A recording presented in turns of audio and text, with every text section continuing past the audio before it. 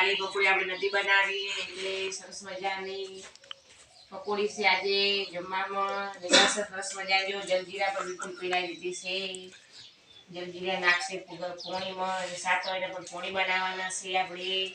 લસણ ચટણીના અલગ અલગ ભાઈને પોણી બનાવવાના છે. નીતિનભાઈ પકોડી પણ ખવડાવવાની છે. હવે પડી ગયા છે વેકેશન એટલે નીતિનભાઈની ફરમાઈશ હોય છે, થોડી થોડી પૂરી કરવી પડે છે. નમસ્કાર, કેમ છો? મજામાં? અત્યારે અમારે પ્રોગ્રામ બનાવ્યા છે પકોડીનો, પાણીપુરી પકોડીનો પ્રોગ્રામ બનાવી. અત્યારે ડુંગળી કટિંગ કરવાની ઝેડી ઝેડી એકદમ. અને આ પાણીપુરી પોપર તૈયાર થઈ ગયા છે. હવે મસાલો બનાવશું એટલે શાક થોડીનું પાણી બનાવશું. પાણીપુરી ખાવાની મજા આવશે. Bye bye. એટલે મિત્રો દિવસે ઘરે આવતા રહ્યા છીએ. અત્યારે તો મસ્ત પકોડીનો પ્રોગ્રામ બનાવ્યો છે. પકોડી બનાવી છે, માવો તૈયાર થઈ રહ્યો છે, ડુંગળી કપાઈ રહી છે. આમાં ડુંગળો તો આવતા રહો. ચલો જો સરસ મજાના આપણે ખોખો પણ તળી નાખ્યા છે. બાજુમાં ભાખરીનો લોટ વધેલો છે. થોડી ભાખરી બનાવશે થોડી કે પપ્પા માટે, કે ભાખરી દૂધ ખાશે, થોડી પકોડી પણ ખાશે. નીતિનભાઈની પકોડી ખાશે આજ તો સોરો છે. નીતિનભાઈ વિપુલભાઈ યુઝરથી આવી ગયા છે સરસ મજાનો મસાલો લઈને. બાજુ ડુંગળી સરસ મજાની સુધરાય છે. હેલો મિત્રો, પકોડી તૈયાર થઈ ગઈ છે, જોઈ લો. સરસ મજાની ગરમા ગરમ પકોડી છે. સેવ નાખી દીધું, ડુંગળી છે, આ પાણી છે. તમારે જમવું તો આવતા રહો. સરસ મજાની પકોડી.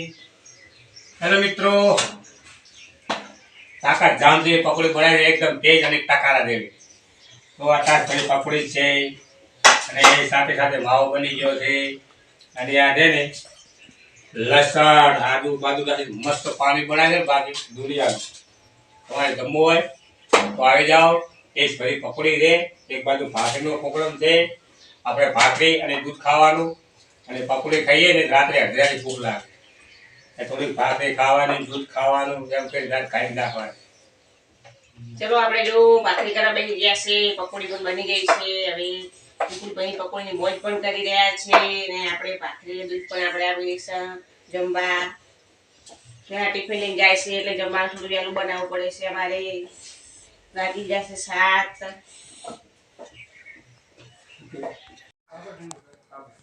તો સરસ મજાનું આપણે જમી લીધું છે ને હવે જવાનું છે વાસણ ઘસવા. વાસણ પર જો 2 ઘાસ ભરી ગયા છે. આ છે ટિફિન. બધે વાસણ વેણી ઉટકવા લઈ જશે આપણે. એ સરસ મજાની દિવસ પર સાસ આપણે આવી ગઈ છે. એકદમ જાડી જાડી સાસ છે. રાખી દીધું છે. હવે સાસ ખાવાની મજા આવી જશે. ઠંડુ ઠંડુ પોણી નાખશે, જીરું નાખશે.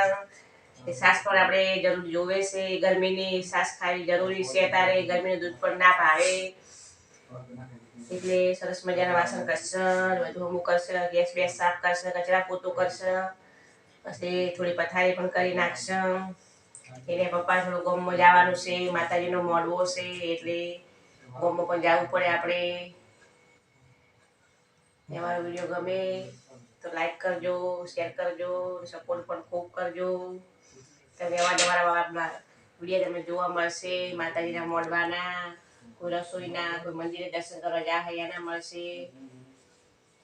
હેલો દોસ્તો, અત્યારે પાણીપુરી ખાધી છે અને તમને પાણીપુરી પસંદ હોય તો અમારો વિડીયો લાઈક કરી દો, શેર કરી દો અને સપોર્ટ કરી દો. અને અત્યારે હું ગામમાં રમેલ છે માતાજીની, હું રમેલમાં જવાનો છું અને તમને વિડીયો ભાગ બતાવીશ.